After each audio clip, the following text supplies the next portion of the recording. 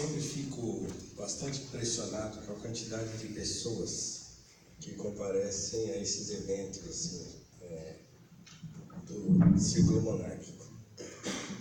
É muito bom, né, saber que as pessoas estão interessadas em saber a história do Brasil, saber um pouco sobre a monarquia. Às vezes você fala na rua assim, de monarquia, as pessoas não entendem o que você está falando. Mas é muito interessante quando as pessoas se interessam por isso e querem saber. E é um fato que também aconteceu comigo, porque esse também é um assunto relativamente novo para mim. Porque, sei lá, até 5 anos atrás, mais ou menos, eu também ignorava completamente o assunto. Era um assunto, digamos assim, guardado num escaninho de conhecimento escolar. Mas também era um assunto que causava a mim um certo constrangimento, uma certa repulsa, para ser mais exato, porque eu sempre soube que a monarquia brasileira era aquela instituição que praticamente sustentou a escravidão durante todos aqueles mais de 350 anos que tivemos de regime escravista no Brasil. Então isso sempre foi muito... a única coisa que eu guardava de informação a respeito da monarquia era essa. A monarquia é aquele regime que sustentou a escravidão e que, por uma série de motivos alheios à sua própria vontade, assinou a Lei Áurea lá em 13 de maio de 1888. E, para mim, isso estava bom. Eu tinha abandonado esse assunto e estava tudo bem. Até que, em meados de 2015, eu já totalmente pacificado em relação a esse assunto de racismo no Brasil, já fui muito revoltado, já fui jovem, já briguei muito com a polícia me parava e eu ficava revoltado. Eu já fui aquele jovem negro típico brasileiro que cresce pensando na polícia como inimiga, que cresce pensando que tudo que acontece na nossa vida é culpa do racismo, tá? Então eu tinha uma mente bastante jovem e bastante negra no Brasil. Até que eu fui crescendo, e aí eu fui colocando as coisas nos seus devidos lugares, e esse assunto ficou para mim pacificado. Eu já trabalhando, já tinha um bom emprego, então já não saía mais com tanta frequência com a qual eu saía quando eu era mais jovem, então andava menos na madrugada, a polícia parava menos. Mas também eu comecei, uma coisa interessante aqui, é uma coisa que eu tenho falado muito, que é essa questão, inclusive tem um videozinho meu no YouTube sobre esse assunto, que o título é A Polícia é Racista, então estou aproveitando que tem vários policiais militares aqui hoje para falar sobre isso. Há um estereótipo ligado ao suspeito, tá? E é evidente que pela história do Brasil ainda haja uma ligação, além de todas as outras características, a roupa, o jeito que você está andando, a reação que você tem quando a viatura vira a esquina, um monte de coisa, tá? Atrelado a todas essas características tem a cor da pessoa, porque efetivamente a periferia e também, vale dizer, a criminalidade ainda é ocupada muito por negros. Então eu digo, bom, nós precisamos fazer 2 movimentos então, talvez a polícia precise sentar um pouco e conversar sobre esse assunto, né? Qual é a maneira que a gente aborda e tal. E os negros também precisam deixar a criminalidade, quanto menos negro na criminalidade, menos negro suspeito e parado na rua. É um papo longo, mas era só uma introdução para dizer que as coisas não são tão simples como a gente imagina, né? Não é tudo uma demonização completa, e nem tudo é um paraíso terrestre, né? E também começou a acontecer comigo essa percepção em relação não só à abolição, mas também à monarquia brasileira. Porque quando eu comecei a falar sobre esse assunto de novo, e eu comecei por uma questão bastante simples, eu senti que essa coisa que a gente conhece no Brasil como movimento negro, que é algo que eu já frequentei, já conheço muita gente e tal, havia tomado um caminho que eu, quando percebi, julguei que não estava correto.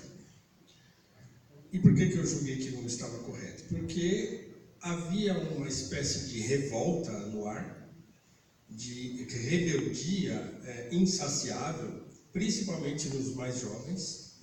E de repente eu vi esse pessoal invadindo uma aula na Universidade de São Paulo para falar sobre cotas raciais. Então invadiram, fizeram aquela gritaria, tinha um rapaz filmando, saiu uma discussão e tal. Eu acho que alguns de vocês aqui viram esse episódio. E aquilo me causou uma indignação tremenda. E aí eu fiz uma postagem no Facebook criticando aquilo.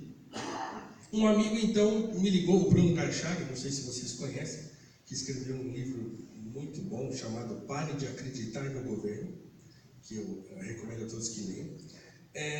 O subtítulo é muito mais interessante, que é Por que o brasileiro odeia os políticos, mas ama o Estado? Ao mesmo tempo que eu não gosto do político, eu quero que ele resolva o meu problema. Então, quem não leu, leia.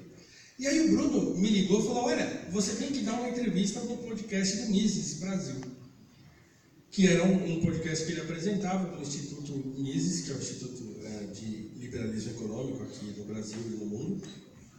E eu disse a ele, Bruno, não tem nada para falar desse assunto, eu só escrevi um post e está tudo bem. Ele, não, você tem sim. Você tem, vamos bater um papo que vai ser legal. Então, no fim das contas, a gente marcou esse podcast e foi bom. Eu acabei tirando da memória muita informação que eu tinha, muita vivência que eu tinha a respeito desse assunto. E foi legal. Então, isso acabou me projetando, de certa maneira, as pessoas começaram a conhecer e tal. E acabei voltando a falar sobre esse assunto, meio a contragosto, mas seguindo aquele conselho de um sábio judeu, que é, se não eu quem, se não agora, quando? Que o Viktor Frankl sempre gostava de repetir. Então eu comecei a falar sobre esse assunto, racismo no Brasil. E aí eu voltei aos livros, coisas que eu tinha lido há muitos anos atrás, coisas que eu tinha, informações que eu ignorava até então, e cheguei à monarquia. E eu começo a perceber que a coisa não era bem como eu imaginava. Primeiro porque toda a família real imperial brasileira sempre foi abolicionista. E aí eu vou descobrir, porque fui lendo e fui vendo que as coisas não eram assim. Por exemplo, começando por Dom João VI. Dom João VI, ele, quando chega no Brasil, e eu escrevi sobre isso recentemente, bem recentemente, na semana passada, eu escrevi sobre o padre José Maurício Nunes Garcia, que foi uma glória brasileira, considerado o maior compositor de música sacra das Américas do seu tempo, e era um neto de escravos, né? Um homem mestiço, mas mestiço escuro, porque os seus biógrafos e as informações da época o relatam como alguém claramente de cor, como se falava antigamente, né? Uma pessoa de cor. É muito estranho isso hoje, mas se falava isso. E o padre José Maurício, ele era um moreno escuro, jambo, né? Aquilo que hoje se chama de negro, por aí, segundo o IBGE. Ele seria um pardo, segundo o IBGE. Mas ele era um garoto já dotado de muita habilidade nos estudos e na música, então a sua mãe e a sua tia o colocam para estudar, com muito esforço, trabalhando de lavadeiras, elas pagam a escola para ele. E ele passa a estudar, então, de aulas particulares de música com um professor que já era um mestiço na época, que dava aula de música. De repente, aos 12 anos, ele mesmo já estava dando aula de música. E daqui, quando ele faz 18 anos, ele passa a trabalhar na capela, na Sé, do Rio de Janeiro. E, em pouco tempo, ele substitui aquele que era o mestre de capela da Catedral do Rio de Janeiro, e ele se torna ele mesmo mestre de capela. Muito discriminado, com um monte de problema e tal, e as pessoas não gostavam muito dele, por causa da sua cor mesmo, né? Era uma discriminação de cor. Para não chamar de racial, porque eu não gosto muito desse termo. Mas, quando Dom João VI chega ao Brasil, a primeira coisa que ele vê numa missa é uma orquestra e um coral formados só por escravos. Que os jesuítas tinham feito uma escola no Brasil, já nessa época eles tinham sido expulsos e tal, mas tinha uma escola no Brasil, criada pelos jesuítas, para ensinar os escravos a cantar e tocar. Então tinha uma escola e uma orquestra e um coral formados só por escravos. E Dom João fica absolutamente fascinado por aquilo. né? E ele, então, conhecendo o padre José Maurício, ele leva o padre José Maurício para ser mestre da Capela Real. E a vida dele quase que mudou por inteiro, porque ele passa a ser um protegido do rei. Tem obras muito conhecidas, muito famosas. O Requiem é muito conhecido, a Missa de Santa Cecília,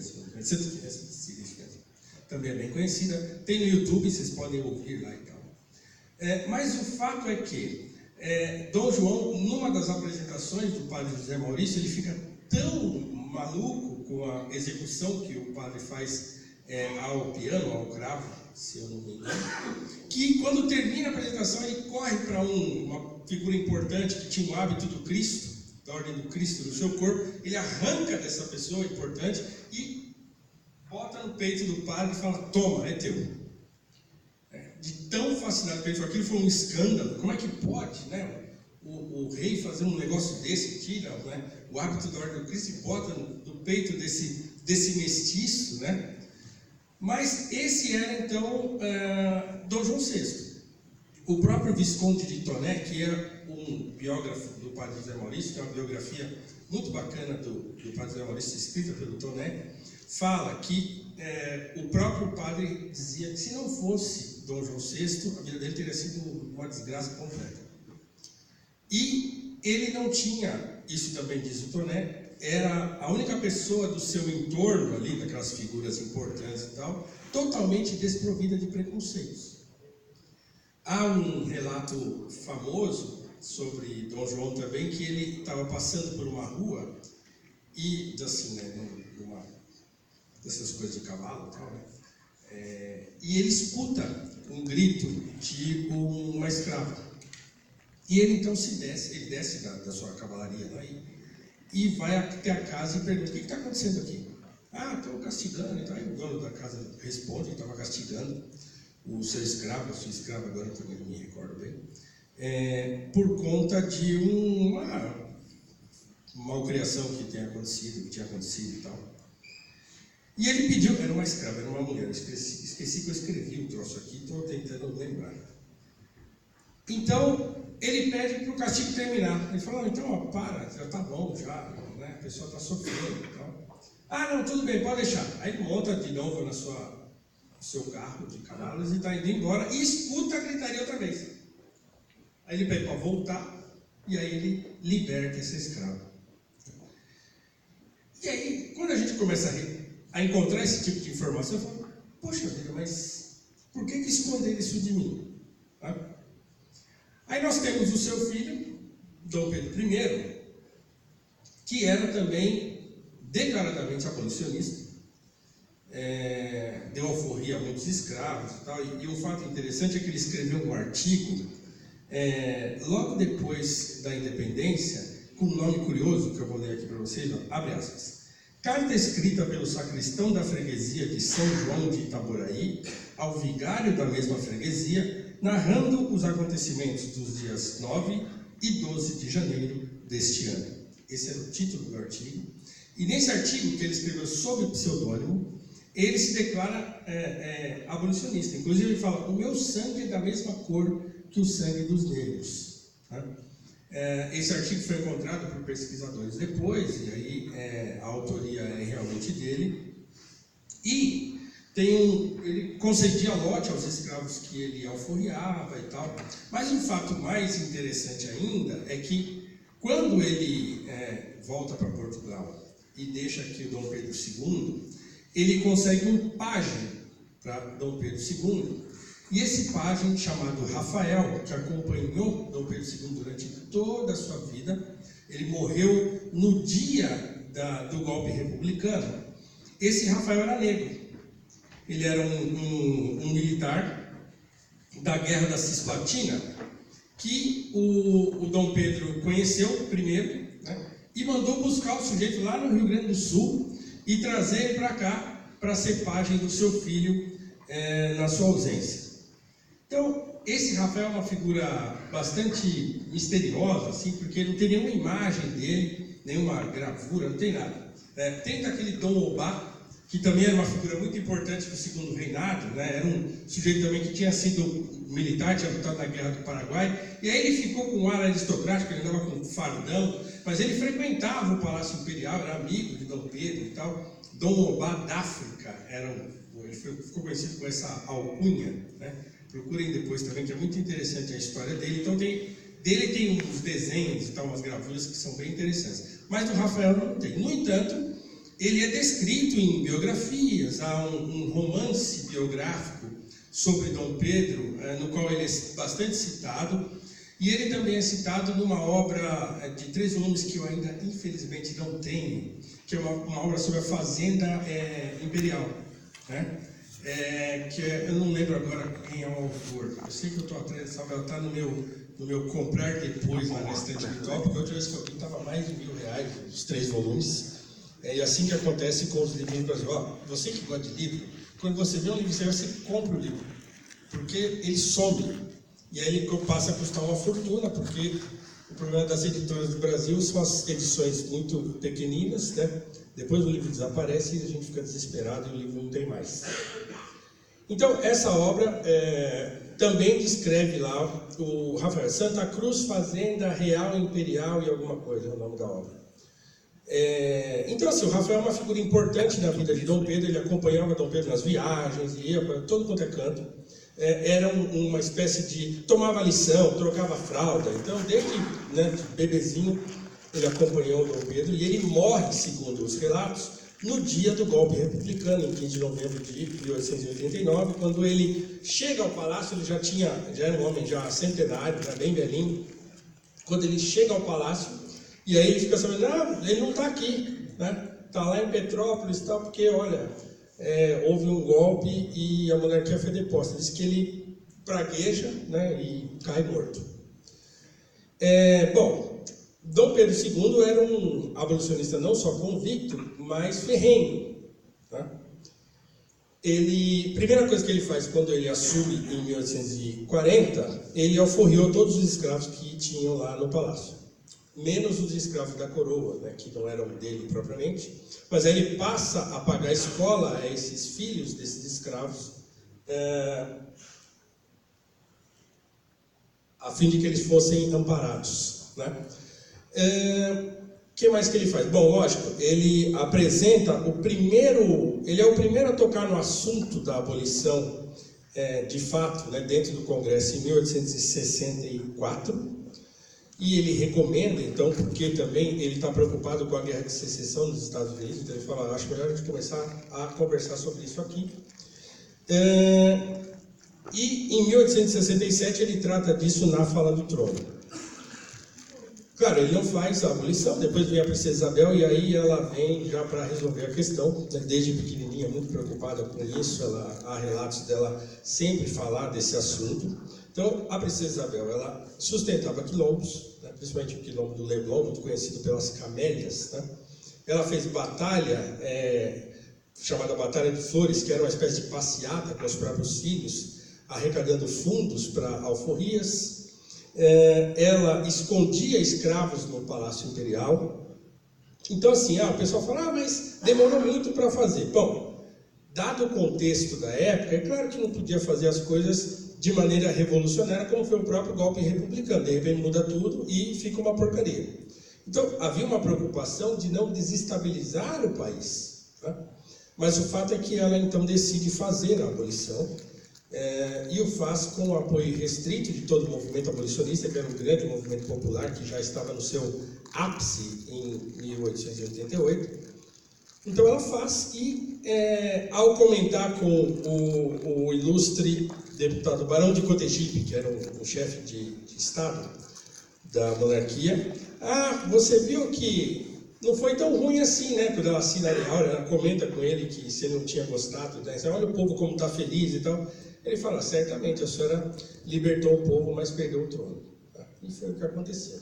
Então, seguiu-se daí, então, uma série de brigas e confusões que emperraram o projeto pós-abolição, que era de dar terra para os ex-escravos, de fazer a tal da reforma agrária. Então, tudo isso estava previsto nos projetos de lei. E em 15 de novembro de 1889, há o golpe republicano e todo aquele projeto é soterrado, esquecido, e aí a monarquia ainda levou a culpa por ter feito a abolição e assinado a Lei Áurea. Então, é preciso a gente estudar a história do Brasil, estudar a história do nosso país, restabelecer as coisas nos seus devidos lugares e dar à monarquia brasileira o seu devido crédito por ter sido uma grande lutadora pela abolição dos escravos no Brasil.